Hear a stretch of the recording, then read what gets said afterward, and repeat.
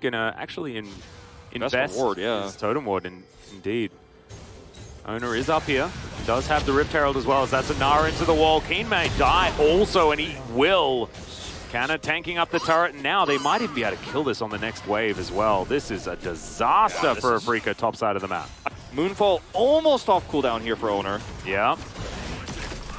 Leo's got his, but the Glacial Fissure goes completely wide, and that is going to be the Drake locked down. Owner goes golden, but is he actually going to survive? This is the question. Realm Walk comes in. Keen actually finds it.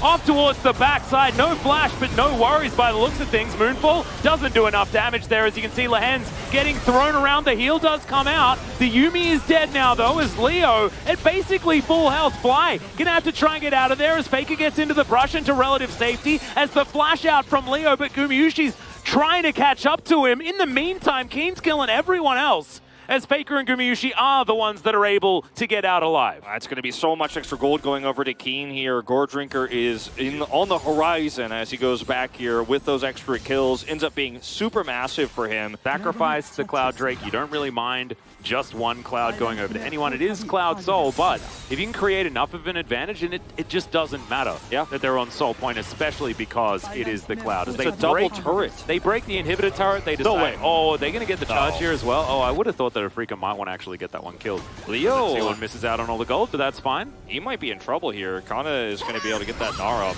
Yeah, how do you navigate this? He's decided to invest his flash. Keen's like, nah, mate, I am not. He's looking for Guma. Oh, Guma in trouble towards the backside. He safeguards to get himself out of there, but 1 versus 5, you're not going to be able to find that carrier here towards the top side of the map, as T1 are going to collapse on this inhibitor turret top lane. Leo desperately just trying to reach some item parity. They're looking for Faker, and he dodges the Q, so definitely, I mean, I don't think Keen goes in there in any world. No. But he dodged it just the same. Prowling projectile does a lot of damage, as we see. You know, I feel like this is a game that Afrika, they did not use this comp's power to its fullest extent in the mid-game. After they had Drake control, they should have tried to force the issue, try to force team fights for T1.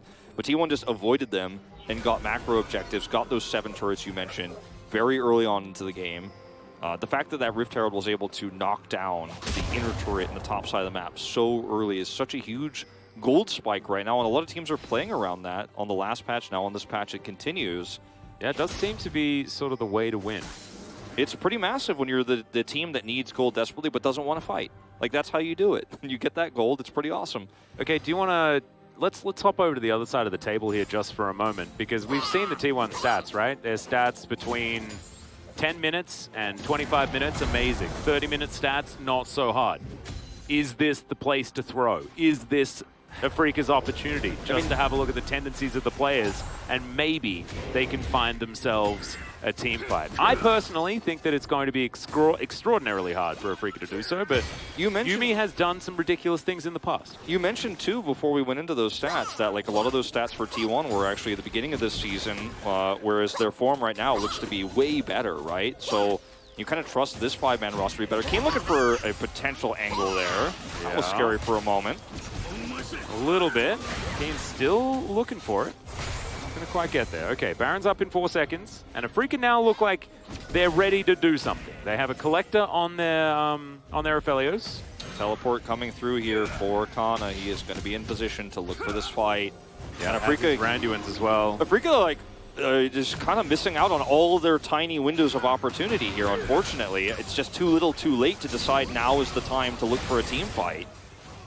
Dread dies so quickly if he goes in.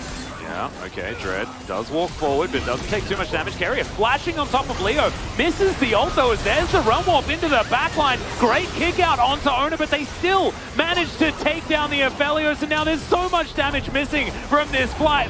Fly is going to get a decent shockwave, but it's too little, and it is way too late. Faker flashes forward on top of Dread. He's going to go golden, so he can see his death for a moment. He's got a Yuumi, so he might be able to zoom his way out of this one.